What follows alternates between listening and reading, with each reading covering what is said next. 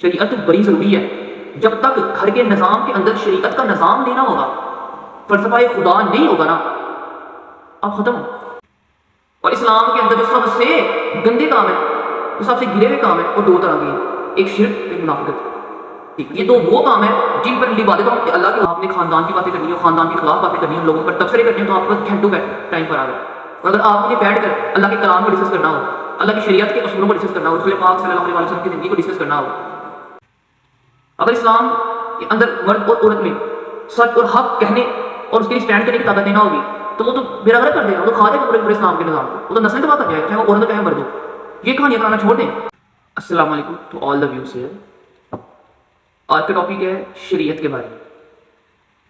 شریعت کسے کہتے ہیں, شریعت کیوں ضروری ہے, شریعت ہے کیا؟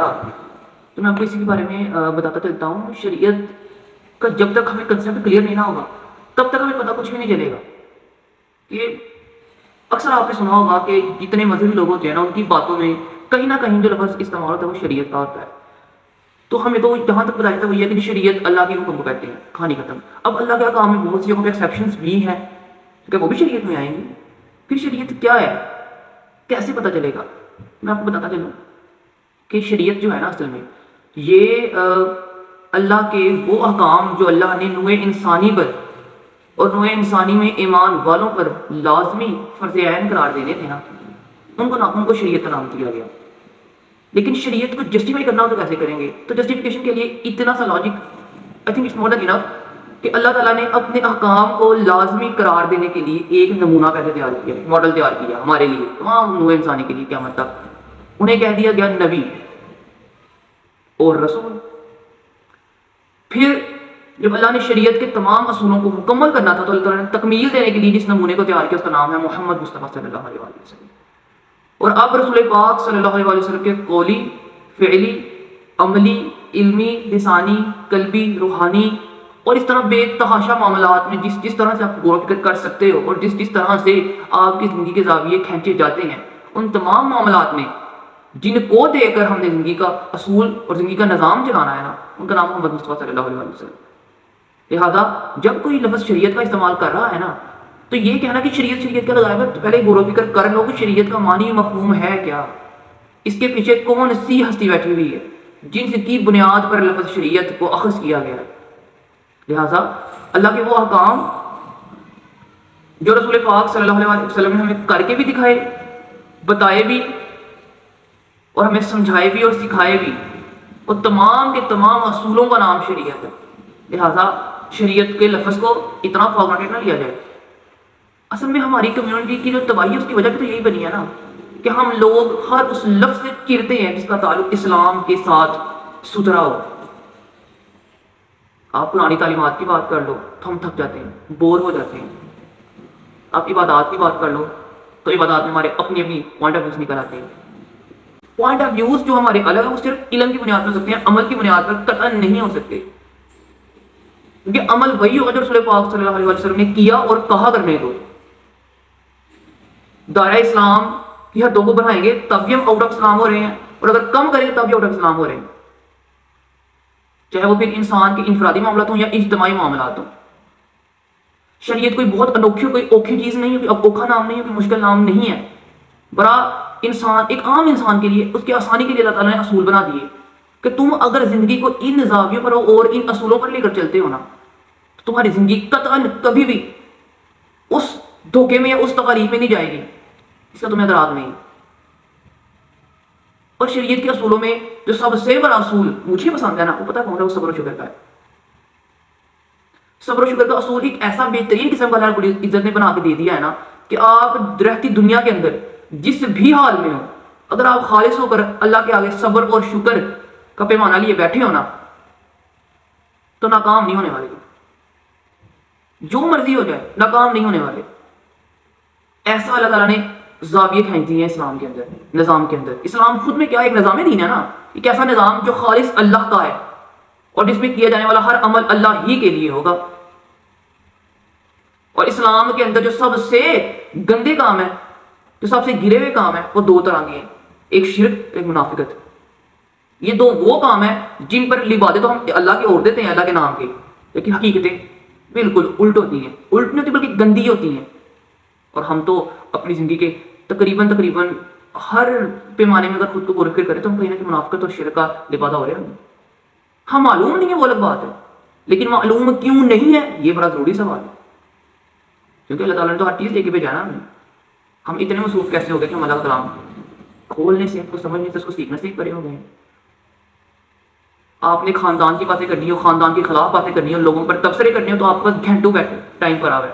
اور اگر آپ نے بیٹھ کر اللہ کے کلام کو ڈسکس کرنا ہو، اللہ کی شریعت کے اصولوں کو ڈسکس کرنا ہو، رسول پاک صلی اللہ علیہ وسلم کی زندگی کو ڈسکس کرنا ہو، ان کے گھرانے کی زندگی کو ڈسکس کرنا ہو، ان کے گھرانے میں بچوں، بوڑھوں، عورتوں، بچیوں، مردوں کی زندگیوں کے بارے میں غور و فکر کرنا ہو، صحابیات کے بارے میں غور و فکر کرنا ہو، ٹائم نہیں ہے. جب ہمارے بڑوں کے پاس یا ہمارے پاس ٹائم نہیں تو ہمارے آنے والی نسلیں کہاں سے اس پر غور و فکر کریں گے؟ ہم لوگ پتہ کر رہے ہیں، ہم لوگ ان ایکسیپشنز کو پکڑ کے نا پورا دین بنا رہے ہیں. ایسا نہیں ہوگا. اگر آپ نے اسلام کو خوش و حواس میں اور حقیقت میں قبول کرنا ہے اور منافقت کا پردہ نہیں اوڑھنا اپنے اوپر، تو یاد رکھو اسلام ہمیں کم از کم 3 طرح کے درس دیتا ہے جو ہمیں اپنے اندر شرائط کروانے ہوں گے. پہلا غیرت کا، دوسرا سچ کا، تیسرا حق کا. یہ 3 درس کے چھوٹے درس نہیں ہیں تو اس کے علاوہ ہنڈریڈز آف ملین میں درس ہے نا، کیونکہ اسلام تو بہت وسیع ہے الحمدللہ ماشاءاللہ. اور اللہ کا شکر ہے کہ اللہ نے ہمیں اس دین سے نوازا ہے جس کی حد ہی کوئی نہیں. آپ زندگی کا ہر مسئلہ اس دین کے نظام میں رکھ کے دیکھ سکتے ہو، اس کا آپ کو حل بھی کو ملے گا جو شاید زمانے میں کہیں اور نہ ملے، شاید کہ یقیناً آپ کو کہیں نہیں ملے گا. جب تک اسلام کے مرد اور عورت کے اندر غیرت نہیں نہ ہوگی وہ تو اسلام میں کینسر بن جائے گا. وہ تو ان سب کے لیے نقصان کا باعث بنے گا جو اس کے آس پاس ہے، جو اسے سیکھ رہے ہیں یا جو اسے سیکھنا پسند کرتے ہیں. اگر اسلام کے اندر مرد اور عورت میں سچ اور حق کہنے اور اس کے لیے اسٹینڈ کرنے کی طاقت نہیں نہ ہوگی تو وہ تو بیڑا غرق کر دے گا، وہ تو کھا جائے گا پورے اسلام کے نظام کو، وہ تو نسلیں تباہ کر جائے گا، چاہے وہ عورت ہو چاہے مرد ہو. یہ کہانیاں کرانا چھوڑ دیں کہ جی عورت نظام چلاتی ہے تو مرد کیا کرتا ہے، مرد گھر کے باہر کا نظام چلاتا ہے. یہ کس نے کہہ دیا ہے؟ اصل میں ہمیں نوالے غلط دیے گئے ہیں. اس میں کوئی شک نہیں کہ مرد کی جو میکنگ ہے نا، مینوفیکچرنگ ہے، وہ گھر کے باہر کے نظام کو ڈیل کرنے کے لیے، فیس کرنے کے لیے. لیکن اس کا قطعی نہیں مطلب نہیں کہ گھر کے اندر کا نظام سارا عورت کے ساتھ پہ رکھ دو. یاد رکھو عورت ماں بننے سے پہلے ایک بیوی ہوتی ہے. جیسا سلوک تم اپنی بیوی کے ساتھ کرتے ہو نا اس کو بھی اپنی طرح ذہن میں رکھو، اس کی بھی ذہن سازی کرتے رہو. کوئی معاملہ ہو اٹھا کے اپنی بیوی پر. اور یہ کون سا فلسفہ آ گیا کہ معاملہ ماں باپ اور اولاد کا ہو، تب سے پورا خاندان کر رہا ہو اور وہ مرد کے لانے کے لائق نہیں ہے اسلام کے اندر، جو دوسروں کی باتوں میں آ جائے، جو اپنی ذہن سازی ختم کر دے، جو اصول خدا توڑ دے. یہ کیسے پاسبل ہو گیا کہ آپ نے اپنی بیوی پر دوسروں کو ترجیح دے دی؟ جو معاملے آپ کے بند کمرے کے تھے آپ نے اس کو خود کھول کے سب کے سامنے رکھ دیا. یہ کیسے ممکن ہو گیا؟ یہ پاسبل ہونا تو نہیں چاہیے تھا. اگر آپ دائرہ اسلام کے اندر اصل میں مسلمان مردوں اور عورتوں میں سے ہو تو یاد رہے مرنا بھی ہے، روز حشر پہ سوال ہونے ہیں، جواب دینے پڑنے ہیں، وہاں پر جھوٹ چلنا نہیں ہے. یاد رکھو قرآن بار بار جگہ فرما رہا ہے اللہ رب العزت کی ذات نے. کوئی جگہ سے چھوڑی نہیں ہوئی کہ جہاں پر اللہ تعالیٰ کو ریمائنڈ نہ کروا رہا ہو کہ قیامت کا دن آنا ہے، پکڑ ہونی ہے، میں انصاف کروں گا. اور اللہ تعالیٰ نے کیا خوبصورت لفظوں میں ساری کی ساری کہانی ختم کر دی ہے. شکو جتنے بھی شک و شبہات ہیں اللہ کی ذات نے کیا بتایا؟ اللہ کی ذات کہہ رہی ہے کہ یہ جو تم غلط راستے پر چل رہے ہو نا، یا تم جو میرے دین سے ہٹ کے میری آیتوں کو جھٹلا کر، میرے نبیوں کو جھٹلا کر، میرے نظام کو جھٹلا کر اپنی مرضیاں اپنی من کر کے کر رہے ہو، تو تم میرا کچھ نہیں بگاڑ رہے بلکہ تم اپنے اوپر ظلم کر رہے ہو. And you will pay for this kind of act, you will. شریعت بڑی ضروری ہے. جب تک گھر کے نظام کے اندر شریعت کا نظام نہیں نہ ہوگا، فلسفہ خدا نہیں ہوگا نا، آپ ختم ہو.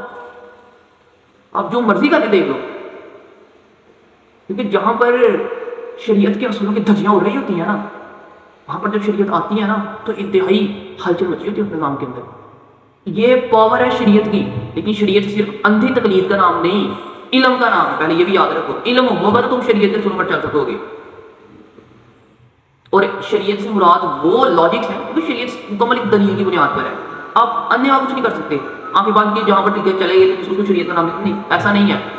بے شک شریعت اللہ کے ان لازمی احکام کا نام ہے جن پر ہمیں ہر حال میں عمل کرنا پڑے گا، مگر اللہ نے ہر حکم پر ایک لاجک نہیں دیا ہے، حتیٰ کہ اللہ چاہتا تو لاجک نہ دیتا، لیکن اللہ نے ہر چیز سمجھائی ہے اسلام کے اندر، اپنے فلسفے کے اندر، اپنے نظام دین کے اندر۔ ہم بھاگ نہیں سکتے۔